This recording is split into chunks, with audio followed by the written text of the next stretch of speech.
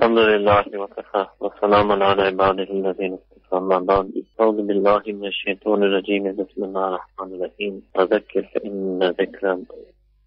فإن ذكرى تنفع المؤمنين سبحان ربك رب العزة عما يصفون وسلام على المرسلين والحمد لله رب العالمين اللهم صل على سيدنا محمد وعلى آل سيدنا محمد وبارك وسلم. I was recently sitting with some students at a university, and they were talking to me about how to do Dawah, whether it's talking to non-Muslims or talking to maybe not so practicing Muslims, and how to bring them back towards the Deen. And I remembered a Hadith, which actually is transmitted and collected by Imam Bukhari Mullah. That Sayyidina Ali radiallahu ta'ala anhu says that Sayyidina Rasulullah sallallahu alaihi wasallam said, حدث الناس بما يعرفون, that you should speak to people about things concerning things that they will be able to understand and comprehend, about things that they will know, will have affinity for. And I was saying that, both Maulana Musa Sahib and myself, alhamdulillah, have had the opportunity to see our Shaykh speak to many different people from different parts of the world on occasions, whether it's Hajj, whether it's on Umrah, whether it's in Ramadan, whether it's before Ramadan, during Ramadan, in the last 10 days, in Itikaf in Ramadan, on particular occasions like Nisf Sha'ban, Laylatul Qadr, Yom al-Arafah, or speaking to in different languages, or speaking to people from different communities, or even in small gatherings, the way our Shaykh has spoken to the Russians, or the Nigerians, or the South Africans, or Pakistanis, or speaking to people in the Middle East. And this is a great sunnah of the masajid of Tasawwuf. Yes? Yeah. Great sunnah of the masajid of Tasawwuf, that they do amal on the sunnah of Sayyidina Rasulullah sallallahu alaihi wasallam, and they always speak to people in a wavelength that the heart can understand. And this is why we will witness many people when they sit with great auli-Allah like our Shaykh. Outwardly, apparently, it may seem that the Shaykh is talking something very intellectual, or for some people practical, for some people simple, or at their level, or explaining creation. But actually what's happening is that the Shaykh is directing his focus on their hearts, using language that they will be comfortable with, language which will cause them to open up their hearts, right? And open up their hearts and focus on the heart of the speaker. So I think this is what I was thinking when I was listening to you speak, that, mashallah, for yourself and myself and many, even of some of our listeners, have been able to see this phenomenon live in front of us, how Hazrat Ji is able to keep an audience captive, right? Is able to captivate an audience of all different types of backgrounds. And actually this is the heart of the mashayikh. And one major reason is also that they often speak, whether at the outset or the totality of their talk, or certainly the crux and climax of their talk, is always about Allah subhanahu wa ta'ala. Always about connecting people to Allah subhanahu wa ta'ala. And in that sense, Sayyidina Rasulullah sallallahu alayhi wa sallam said, Al-ulama'u warathatul anbiya, that the ulama, the scholars, are the heirs, legatees, successors of the anbiya, of all of the prophets. And all of the prophets, indeed, they used to address the qulub. Their words used to be addressed in the hearts of the people. They were able to win over the hearts of all types of diverse people. So those ulama of ours who are known as auli-Allah, they are perhaps the greatest heirs of the anbiya, were greatest heirs of the prophets. In this regard, is that they're able to win people over. And whether it's reflecting on the natural creation of Allah subhanahu wa ta'ala, or the interrelationship between men, or whether even it's so simple as a few lines of Punjabi poetry about a horse, or a few lines of Punjabi or Saraiki poetry about a dog, right? All of these awliya-Allah and mashayikh have a way of reaching and connecting the hearts of their listeners, and connecting their hearts to the zikr of Allah subhanahu wa ta'ala, to the love of Allah subhanahu wa ta'ala.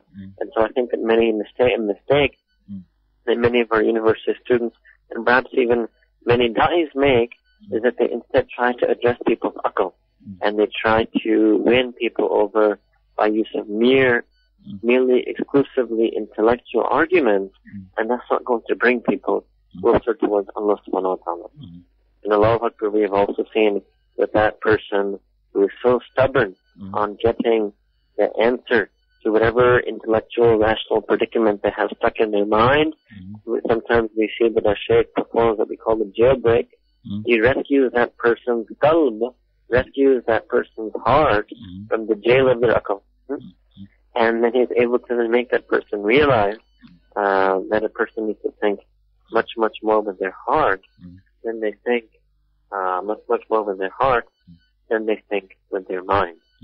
And alhamdulillah, you know, I think especially yourself and Hazrat and many other of the mashaykh and ulama and this ummah were blessed to go on this journey of Hajj, which is really ultimately a journey of the heart.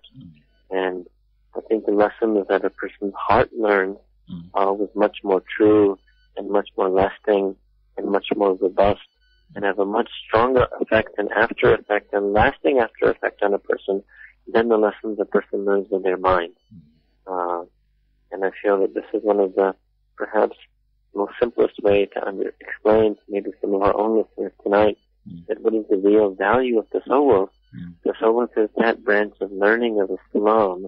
Tasawwuf, tazkiyah, ihsan, suluk is that branch of learning of Islam that enables a person to develop their heart, enable a person to discover their heart, their spiritual heart, their qalb, and then to strengthen that qalb, to nourish that qalb, to develop that qalb, so then that qalb may discover Allah subhanahu wa ta'ala, so that our qalb may have build our relationship with Allah subhanahu wa ta'ala, so that our qalb may reach out to Allah subhanahu wa ta'ala.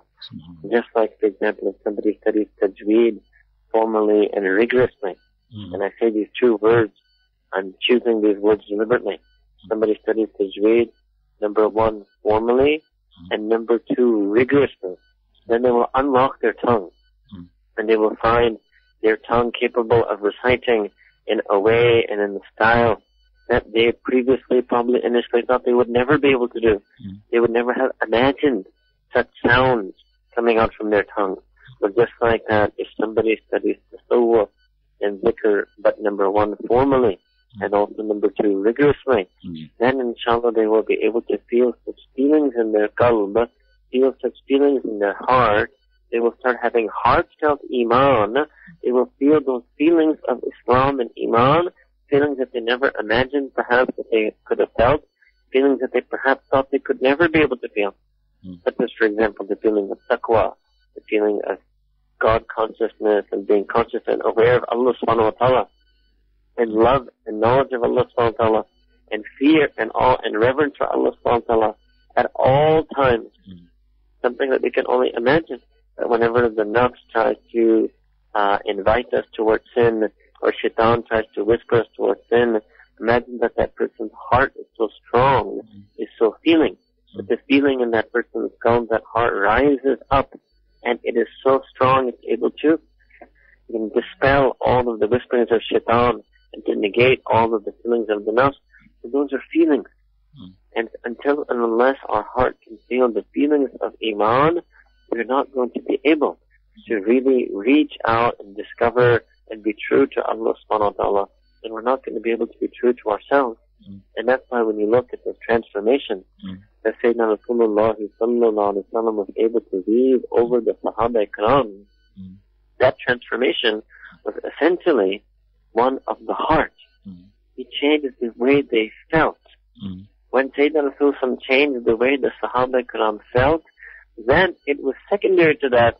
Then obviously the Sahaba Ikram themselves changed the way they talked, and changed the way they acted, and changed their lifestyle, and changed the way they lived, and they changed their thoughts, every single thing about them. But why? Because Sayyidina Rasulullah sallallahu alaihi wasallam was able to change the way they feel. And that's what we find when the great auli-Allah like our Shaykh and other great auli-Allah on this earth, when they meet people, when a person comes out of that sohbah, of that meeting, of that company, even if it is just for a few moments or a few minutes, they come out with having their feelings changed. They change the way they feel. And especially, they've changed and improved and progressed and developed in the way they feel about Allah subhanahu wa ta'ala, the way they feel about deen. They become more serious in their feelings about taqwa, about fear of Allah subhanahu wa ta'ala, about love for Allah subhanahu wa ta'ala. And when this person changes how they feel, then many times we explain it to our friends like this. Once a person starts having more feelings for Allah subhanahu wa ta'ala, then Allah subhanahu wa ta'ala starts having more feelings for that person. Once a person starts trying to discover Allah subhanahu wa ta'ala, then Allah ta'ala finds that person. Not even that person will find Allah. No. When a person starts trying to discover Allah subhanahu wa ta'ala, then Allah subhanahu wa ta'ala himself will find that person. And that's really what the auli-Allah do. They inspire the hearts with these feelings that enable that person to be wanted by Allah subhanahu wa ta'ala. They take people and they make them the murad and the mahbub of Allah subhanahu wa ta'ala. And what greater and what more noble act can that be? And that is exactly the sunnah of Sayyidina Rasulullah sallallahu alaihi wasallam. Sayyidina Rasulullah sallallahu alaihi wasallam took a group of people from pre-Islamic Arabia, from the age of Jahiliyyah, and not only did he make them the lovers of Allah subhanahu wa ta'ala, the murids of Allah subhanahu wa ta'ala, the obedient, pious, worshipful servants and slaves of Allah subhanahu wa ta'ala, ultimately what Sayyidina Rasulullah was able to do was he made them the mahbub of Allah subhanahu wa ta'ala. He made them the murad of Allah subhanahu wa ta'ala. He took ordinary people, he made them the beloveds of Allah subhanahu wa ta'ala. He made them desired by Allah subhanahu wa ta'ala. Then Allah ta'ala revealed ayah in Qur'an, Ya ayyatahan nafsul mutmainna, irji'i ila rabbiki radiyatan mardiyya. These people then became so beloved to Allah subhanahu wa ta'ala that Allah subhanahu wa ta'ala could not wait for them. Allah subhanahu wa ta'ala was yearning for them, and He expressed that yearning in Qur'an al-Kareem. Irji'i ila rabbik, and return towards your Rabb. So we make dua that we can, all of us can have that opportunity to sit and spend and listen, spend time and listen and learn from the great auli-Allah who walk this earth, and that we do so with an open heart, and so that our heart feelings can be inspired by them, and so that our heart can discover the blessings of Allah subhanahu wa ta'ala.